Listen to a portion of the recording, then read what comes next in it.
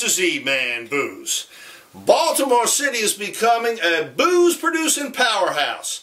In just the past couple of years, we've seen a number of distilleries open their doors, and great things are happening.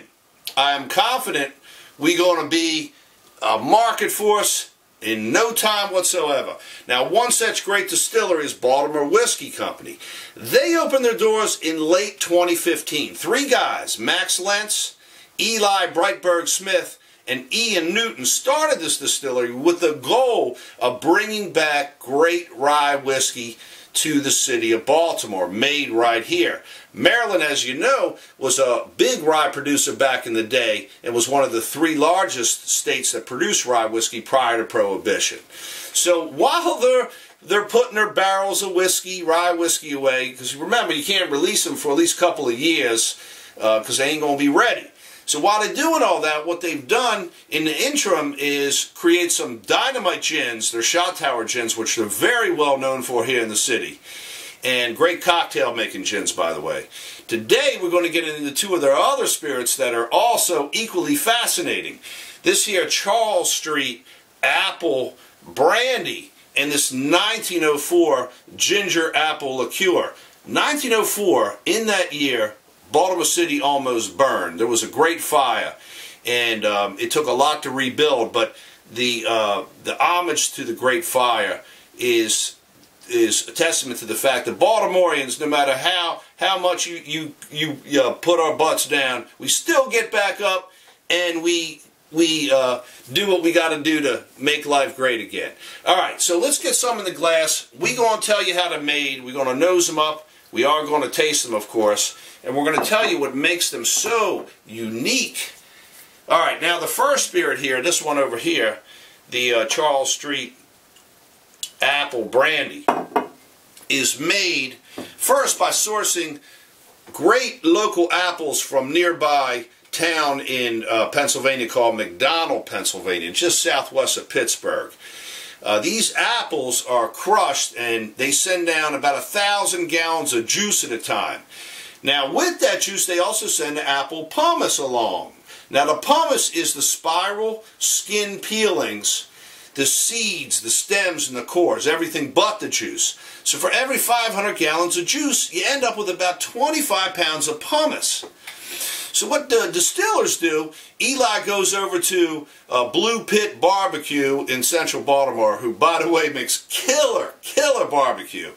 He goes over to Blue Pit, and they use oak and a fruit wood like cherry or apple wood and some mesquite wood, and they smoke all the pomace, okay?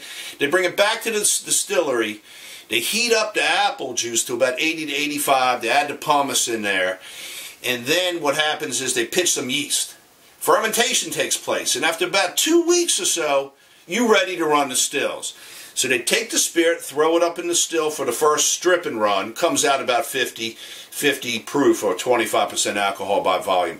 Throw it back in a still for the spirits run, and when it comes off the still, whatever proof the collected spirit is, that's what they put in the bottle. They don't cut it down at all. This one happens to be, this batch here, each batch is a little different.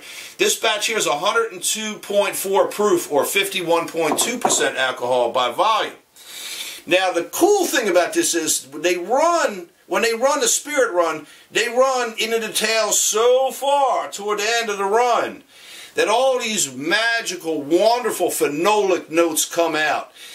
Things that make the closest thing I can think of is mezcal or tequila so interesting, especially more so mezcal than tequila. But these smoky phenolic components that come into the whiskey, or not the whiskey, the brandy here, are just insane. Let's smell her, see what she's all about.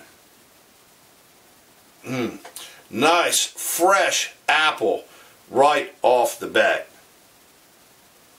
You get some wood. You get this little bit of this smoke. It's very refined. It's almost closed in, but it's magical at the same time. There's a sweetness going on here that you pick up off the nose. And a yeastiness. You get some of these real bready tones from the yeast, which I love. By the way, they source their yeast from a local Baltimore craft brewery. I like that too. Smells so wonderful. Now, another thing, when you run this thing real low and slow and you get it down all the way almost to the end of the tails run, your viscosity picks up. The weight of the spirit, the thickness of the spirit really, really attributes to a great mouthfeel. Let's put her up on a palate.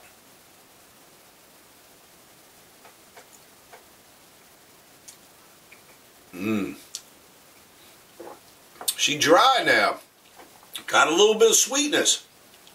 You got some power, some big old power. Not too hot though. I like it. I love the apple flavor you get off here. I'm more so impressed with the smoky notes off the wood. You get some natural, almost like a little bit of vanilla character going on in here too. Probably something in the lignans, whatever you call them in the wood. Whatever's in there, they're getting in here too. Whatever's in that pumice, there's a little bit of earthiness in there. Very, very, very slight so though. It's extremely well balanced. It is a phenomenal sipper. As I said before, the thickness on the palate is just, it's off the hook. I bet this thing make good legs here too. Let's see. Yeah, it is slow to develop here. But I'm telling you, the viscosity is money.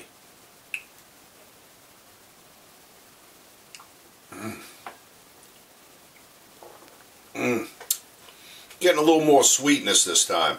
It is this is classified as an eau de vie, or water of life, and what they call them over in Europe. And this is made a lot in that style there. But it's just that it's so unique because of the phenolic smoke note. It's not super smoky now. You just pick up a lot of those neat, almost like a little bit of a clovey note that comes in through there. It's crazy. Yeast plays a big role in all that. Now, this spirit is way different. So what they do, they basically start like this, but they don't put the pumice in it. Okay? So you make the apple brandy, but with no pumice in it. None of the smoked pumice. Alright? Then what you do, after it comes off the strip and run, you throw it, or you hold it for about 24 hours, but you put the botanicals in there. The botanicals are the flavoring agents. In this case, they use ginger and some spices. Okay? They let us sit for 24 hours. Throw it back up in the still for the spirit run, and it comes off the steel, and then they sweeten it up by adding apple juice and molasses and proof it down to 80 proof. So this is a sweeter product, and that's why it's got color to it, because the apple juice gives it the color. Let's smell it. Ginger. Ginger boy. Ginger and apple bomb. Beautiful. Beautiful. You don't get none of that smokiness. None of them phenolic things going on here. Not too many, at least. Let's try.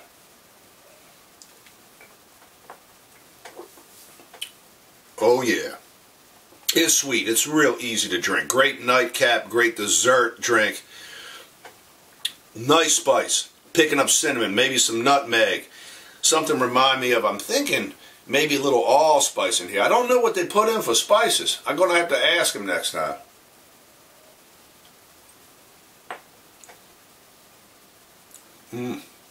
It's almost like a buttery note in here. It's cool. It's so cool. It's so delicious. It